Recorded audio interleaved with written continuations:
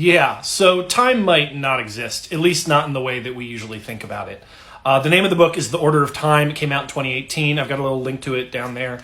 It is Rovelli talking about what we've learned so far about the nature of time and what it means for reality as a whole. And it is some really trippy stuff. So one of the things he talks about is how there's only one law in all of physics that accounts for the existence of time, and it's the law that describes entropy.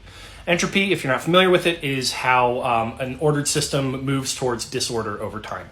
So, for example, heat can only travel from a hot body to a cold body, not the reverse. So the sun is sending out rays and they hit your skin and your skin gets warm. It's never going to happen that heat leaves your skin and then goes and travels back to the sun. That's not how it works in an entropic system. And another great way of thinking about entropy and how it influences time is that if you had kind of like three pictures in front of you, one of a smooth planet, one of a meteor hitting that planet, and another of the planet later on with a crater, there would only be one way that you could organize those, taking entropy into account.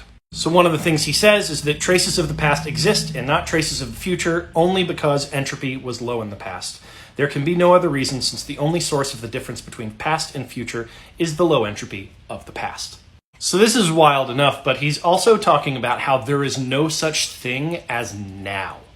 I'm going to read you a little bit from the book that explains kind of how. So he's talking about if you had like a sister who was on a planet surrounding Proxima Centauri. If your sister is on Proxima b, light takes 4 years to reach you from there. Hence, if you look at her through a telescope or receive a radio communication from her, you know what she was doing 4 years ago rather than what she is doing now. Now on Proxima b is definitely not what you see through the telescope or what you can hear from her voice over the radio. So perhaps you can say that what your sister is doing now is what she will be doing 4 years after the moment that you see her through the telescope. But no, this does not work. 4 years after you have seen her through the telescope, in her time, she might have already returned to Earth and could be, yes, this is really possible, 10 terrestrial years in the future, but now cannot be in the future. Now we know that this is the case because of Einstein's theory of relativity and how time works on really like large scales like that.